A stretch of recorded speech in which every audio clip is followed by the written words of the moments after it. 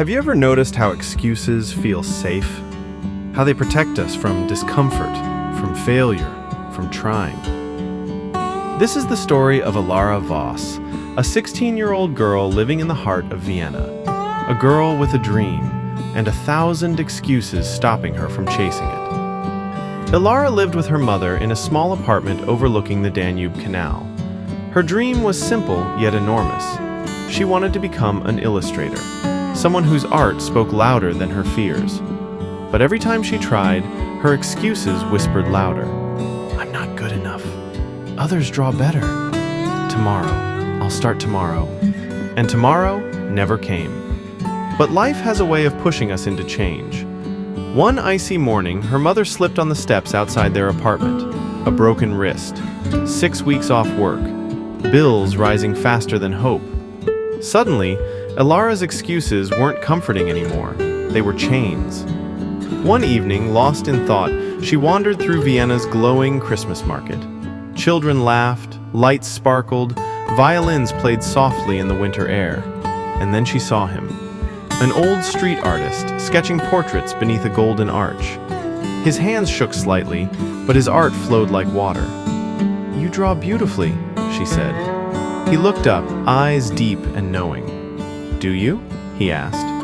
Elara hesitated. I try. I'm not good enough. The old man smiled. Excuses, he said.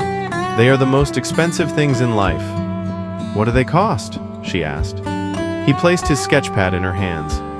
Everything you could have been. Her breath caught. But for the first time, she pushed past her fear and drew. When she finished, he nodded. You have a gift, but gifts die without action. That night, something inside her awakened. She printed the form for an international art competition. And instead of letting excuses win, she challenged them. I'm not good enough. I can improve. Mom needs me. Winning this will help her. Others are better. So what? She drew before school, after school, in cafes, on trams. Her fingers blistered, but her heart grew stronger. Her final artwork showed a girl standing in the rain, wings made of broken clocks. She called it, Today, Not Tomorrow. Submission day arrived. Snow blanketed Vienna like a fresh start. Elara sent in her illustration with trembling hands. 2 weeks later, she became a finalist. Her mother cried with pride, but fear returned. The finals were live, on stage, in front of judges from all over Europe. Backstage, her old excuses tried to drag her down. You don't belong here. Everyone is better than you. Run. She closed her eyes and saw the old man at the Christmas market. Excuses cost you the life you could have lived. Elara stepped onto the stage. She spoke about fear, about responsibility, about rising above the excuses that used to cage her. And a week later, a letter arrived. She had won. Paris awaited her. Her mother's medical bills?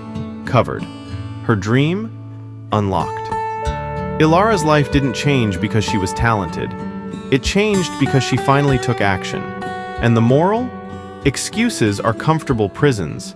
Action is the key that sets you free.